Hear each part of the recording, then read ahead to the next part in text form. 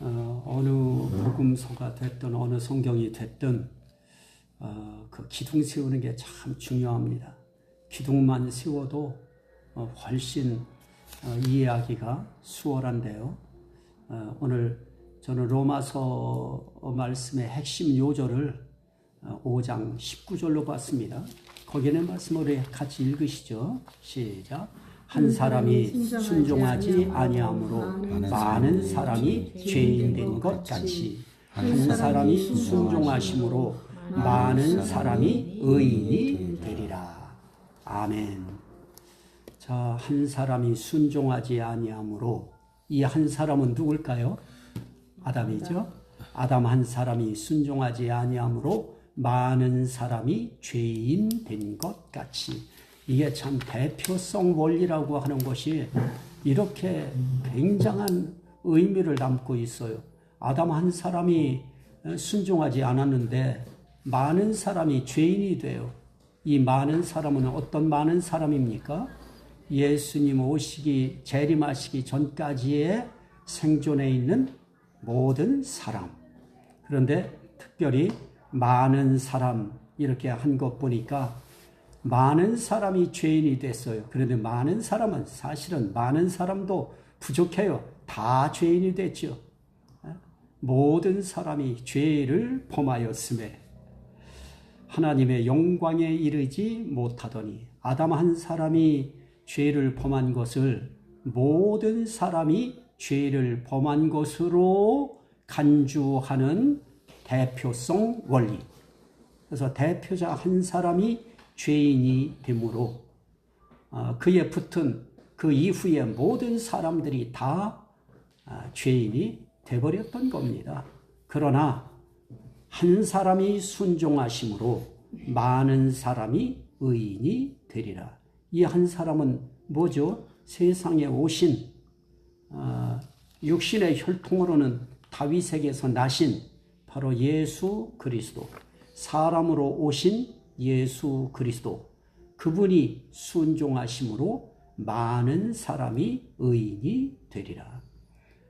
우리 하나님의 이 은혜의 이 설계도는 정말 처음부터 너무 우리에게 감격적이고 감동적입니다.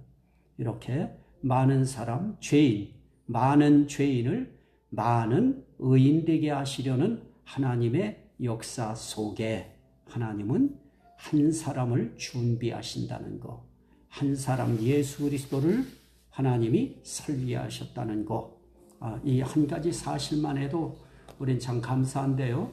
그러면 로마서라고 하는 것이 대체 무엇인가? 라고 할 때 로마서에서 가장 많이 나타나고 있는 단어가 있어요. 가장 중요한 단어죠. 그게 복음이고요. 그리고 뭐가 많이 나타나고 있느냐? 죄라고 하는 것이 거기에 등장을 하면서 죄 문제가 엄청 강하게 나와요. 그러면서 또 한 가지 거기에 법이 작용한다고 하는 법을 거기에서 강조합니다. 그러면 복음을 우리가 이해해야 되겠고, 죄가 무엇인가를 이해해야 되겠고, 그러면 복음도 결국은 한 사람과의 관계성에서 복음을 다뤄야 되고요. 죄도 한 사람의 관계성에서 죄 문제도 다뤄야 되고요. 법이라고 하는 것도 그 한 사람 거기서부터 이 법도 연결시켜야 되고요. 그러면 이렇게 복음에 또 죄에 또 법에 그러면서 이런 것 이야기하면서 결국 어디로 우리를 끌고 가느냐? 믿음으로 끌고 가요. 그러면 이 믿음 통해서 우리가 하나님이 완성시키려고 하는 일이 뭔가 할 때 그 마지막은 일꾼이라고 하는 기둥을 우리가 놓치면 안 됩니다. 하나님이 복음을 통해서 우리 죄가 뭔지 알게 하시고 그 죄 문제를 법적으로 처리하기 위해서 법을 말씀하시고, 그러나 그 법을 우리에게 적용시킬 때는 무엇을 통해서 적용시키느냐? 믿음 통해서 그 법 문제를 적용하심으로 우리로 하여금 그 죄에서 의인되게 하시는 이 역사를 우리 하나님이 하실 때 그 일을 해 주신 그 하나님 앞에 우린 어떻게 살아야 될 것인가? 그 부분에 일꾼이라고 하는 그 문제가 나오는데요. 이런 복음을 깨달은 사람들에게 나타나는 아주 특별한 현상이 뭐냐? 나 이 복음 위하여 살겠습니다. 그게 중요한 것이죠. 우리 오늘 권사님 이제 말씀하셨습니다마는 하나님이 살려주시고 하나님이 강권적으로 우리 불러주셨어요. 하나님이 우리를 끌어내 주셨어요. 죄로부터 우리를 인도해 주셨어요.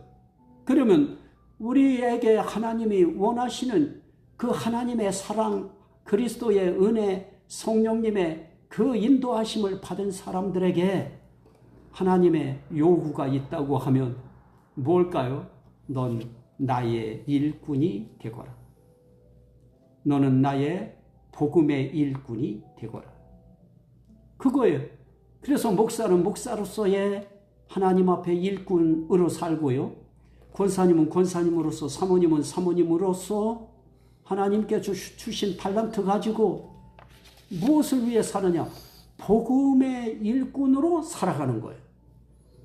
그거 위해서 하나님이 우리를 부르신 것이죠. 그래서 로마서의 기둥 5가지예요. 복음을 깨달아야 되고요. 복음이 얼마나 중요한 것인지, 그리고 복음이 무엇인지, 복음이라고 하는 것도 한 사람이라고 하는 그 한 사람을 꿰야 복음이 돼요. 그 한 사람을 빠뜨리고 아무리 좋은 얘기해도 그건 복음이 아닙니다. 그래서 이렇게 복음이라고 하는 것을 강조하면서 복음, 그것이 왜 필요한가를 이야기할 땐 죄 문제가 나오죠. 그 죄 때문에 우리에게는 어떤 기발한 소식이 필요해요. 우리를 살릴 수 있는 희망적 소식이 필요해요. 그래서 복음이 필요한 것이고요. 근데 그런 것들은 다 법적인 것이 다 작용을 합니다. 하늘에도 하늘의 법이 있어요. 그 법 따라서 움직여요. 세상도 세상 법이 있어요. 법적 처리가 돼야 돼요. 법적으로 완전히 해방을 선언해 주셔야 돼요. 그래서 성령의 생명의 법이 죄와 사망의 법에서 너를 해방하였습니다. 이 선언이 이루어져야, 그래야 우리가 죄인으로부터 의인이 되어지는 거 아니겠습니까? 그러면 그렇게 우리를 죄에서부터 의인되게 하는 생명의 성령의 법을 우리에게 적용시키려고 할 때 무엇을 가지고 그게 적용이 되는가? 우리의 믿음의 손이에요. 믿음의 손을 주님 앞에 내밀 때, 그때 그 모든 것들을 거기에 연결시키고 적용시키셔서 생명의 성령의 법이 너를 죄와 사망의 법에서 해방하였다고 한 이 말씀이 너에게 이르렀느니라. 이게 이루어져야 생명의 성령의 법이 우리를 죄와 사망의 법에서 해방시켰다고 하는 것이 나에게 확신이 되어지면서 구원의 감격이 생기죠. 죄사함의 기쁨이 일어나고요. 그럴 때 나를 의인되게 하신 하나님, 내가 이제 어찌하오리까? 그럴 때 넌 가서 나의 증인 되거라. 그건 사도행전적 표현이고요. 로마서에서는 일꾼 되는 것이죠. 하나님의 일꾼. 자, 이것이 그 로마서에 대한 전체적인 제가 보는 기둥입니다. 그러면 이 안에서 어떤 잔가지 같은 거는 쳐내면서 가도 이 안에 다속하지요. 그래서 목회자 같은 경우는 나는 그러면 로마서 뭘 해야 될 것인가? 복음 한 테마 전하고요. 그 다음에 죄에 대한 거 몇 시간 전하고요. 그 다음에 법에 대한 거 얼마나 많아요. 법에 하나님의 법, 그리스도의 법, 성령의 법, 죄의 법 있잖아요. 그러면 그것만 해도 벌써 몇 주간이에요. 설교할 수 있는 모든 게 되지요. 그 다음에 믿음에 대해서 이야기할 때 이 믿음, 아브라함부터 시작해서 연결시켜서 로마서 4장에서 나가는 이 믿음이, 이야, 우리를 살리잖아요. 10장에 가서는 믿음으로 우리를 구원하시는 하나님의 시인케 하시는 역사, 그 단계에 도달하면 우리는 정말 하나님 앞에 두 손 들고 찬양할 수밖에 없지요.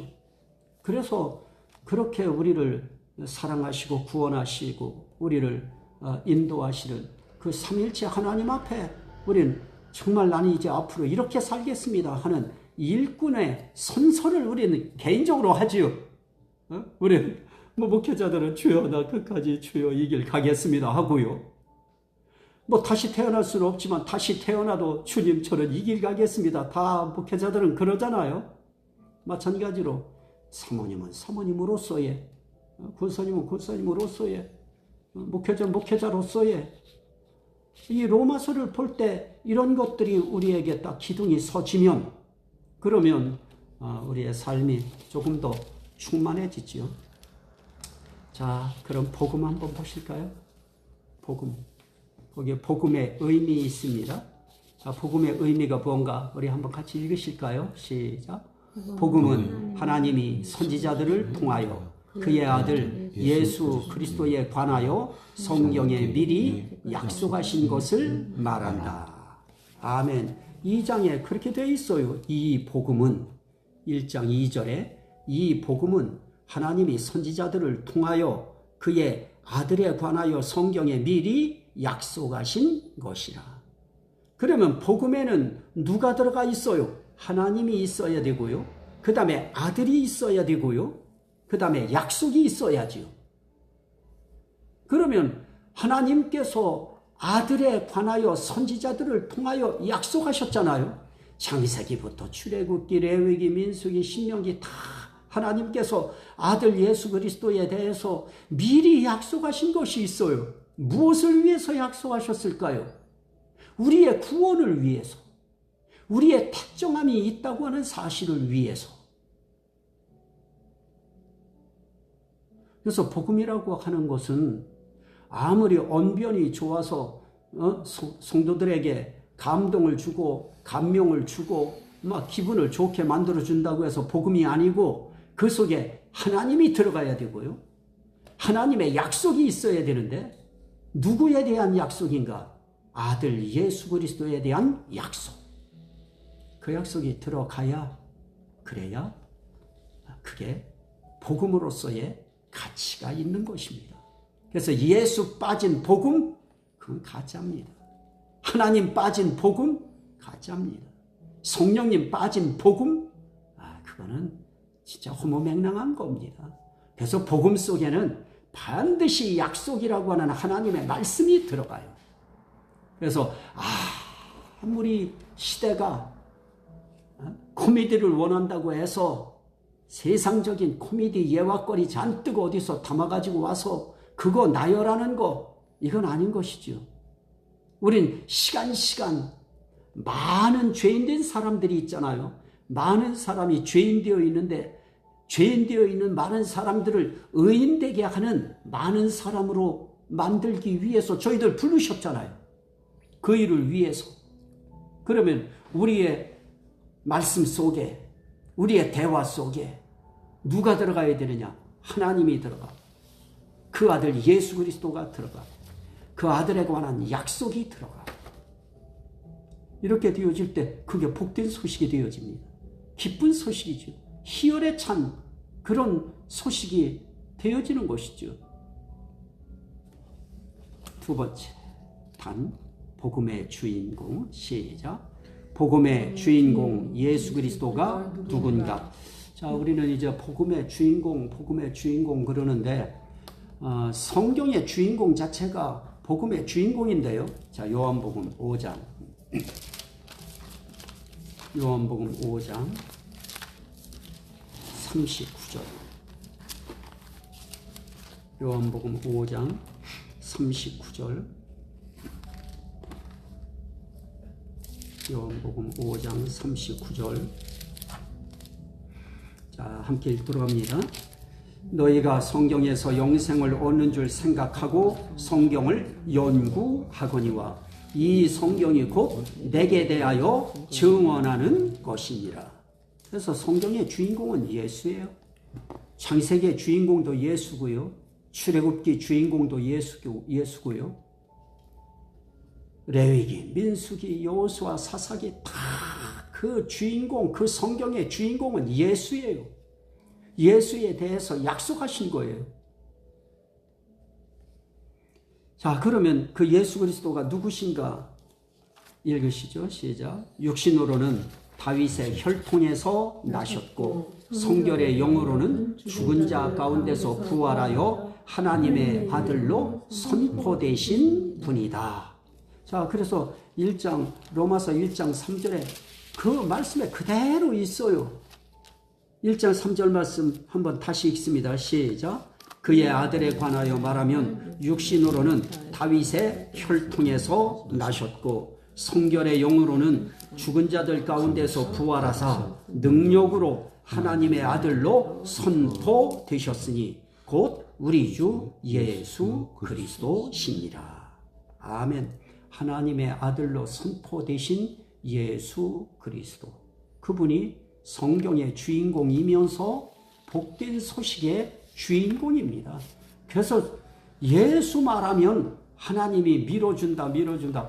예수 설명하고 예수 표현하려고 하고 예수를 증거하면 성령님은 반드시 그거를 밀어주고요. 그 말씀 밀어주고요. 성도들의 입에서 아멘 나오게 만들어주시고요. 제가 의정부 어느 교회에 여전도에 헌신예배 갔을 때 성도들 입에서 아멘이 막 그냥 폭포수처럼 쏟아져 나왔어요. 목사님도 놀랬고 장로님도 놀랬고 거기에 있는 성도들이 놀랬어요. 특별히 놀란 건 목사님입니다.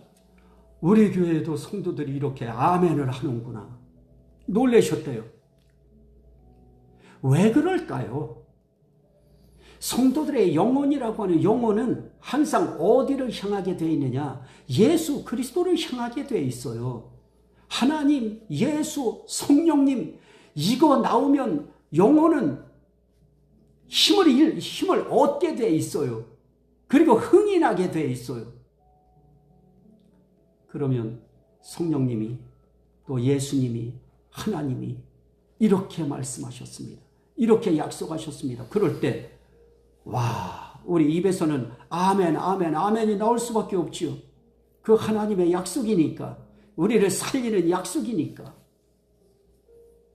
그래서 우리의 인생길에 복음의 주인공 예수 그리스도, 그분은 육신으로 치면 다윗의 혈통에서 나셨지만 영적으로 거룩한 영적인 면에서 보면 하나님의 아들로 선포되셔서 하나님 보좌 우편에서 우리 위하여 지금도 대제사장의 역할을 하시는 구주 예수 그리스도, 그분이 복음의 주인공이시다. 이거 놓치면 안 되죠. 그 다음에 복음의 가치. 시작. 복음은 모든 믿는 자에게 구원을 주시는 하나님의 능력이다. 이게 복음의 가치다. 자, 1장 16절 보시죠. 1장 16절 함께 읽습니다. 시작. 내가 복음을 부끄러워하지 아니하노니 이 복음은 모든 믿는 자에게 구원을 주시는 하나님의 능력이 됨이라. 이것은 믿는 자에게 구원을 주시는 하나님의 능력이 되기 때문에 그게 복음의 가치인 거예요. 구원 주시는 하나님의 능력은 복음 통해서 되어져요. 복음을 통하여, 복음으로 말미암아, 복음에 따라서, 복된 소식 따라서 하나님은 구원하시는 그런 능력이 되도록 이 복음을 활용하시는 것입니다. 결국 그 복음이 뭐예요? 아들에 관한 약속이죠.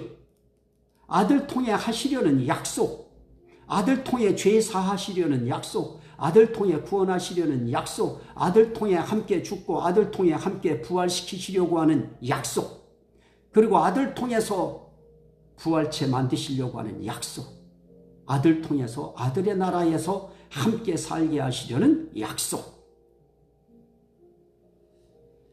그게 우리에게 있어서는 복음의 가치입니다.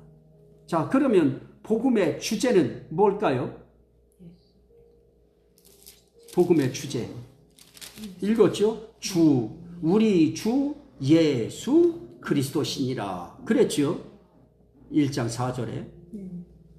그래서 복음의 주체, 그거는 주 예수 그리스도. 이 이름 속에 복음의 내용이 다 담겨 있어요. 하나님은 이 아들을 주인으로 약속하시고, 하나님은 이 아들을 구원자 예수로 약속하시고, 하나님은 이 그리스도 예수를 기름 부은 자로 약속하셔서, 기름 부은 자 결국은 메시아잖아요. 구원하실 자잖아요. 그러면 구원자로 또 온 우주 만물의 주인으로, 그러면 그 주인 속엔 창조주의 의미와 더불어 왕의 의미, 임금의 의미가 함께 담겨 있지요. 그러면 결국은 복음의 주체, 그건 주 예수 그리스도예요. 그래서 우리는 예수여 부르기도 하고, 그분을 주로 인정하고 주여 부르기도 하고요. 때로는 그리스도시여 하고 부르기도 하고요. 그래서 우리 대한민국에 정말 위력 있는 그 부름이 있었지요. 주여 3차. 주여, 주여, 주여 할 때 마귀 사탄의 올무가 벗겨지면서 흑암의 권세가 떠나가면서, 그런 역사에 이 복음이 우리에게 적용되므로 그 복음의 가치를, 하나님이 말씀하셨던 약속의 가치를 이 복음이 발휘하는데, 그 가치의 가장 중요한 것은 뭐라고 했어요? 모든 믿는 자에게 구원을 주시는 하나님의 능력이 되기 때문에 이 복음에 무게감이 있는 것이다. 그래서 우리는 복음 그러면 살 떨려야 돼요. 사실 복음 그러면 아주 그냥 감동이 저미어오는 그런 현상이 일어날 정도로 복음이라고 하는 단어 자체를 사랑해야 돼요. 복음이라고 하는 단어가 우리의 인생길에 우리의 입에서 떨어지면 안 되고요. 나는 복음을 사랑합니다. 복음 그러면 하나님 계시고요, 예수 그리스도 계시고요, 성령님 계시고요, 이 삼일체 하나님의 약속의 말씀이 있습니다. 그러면 그 복음만한 것이 이 세상 어디에 있을까요? 세상 것은 다 단편적이죠. 건강, 심리적 안정, 출세의 방식, 거의 그 이상해 보이나요?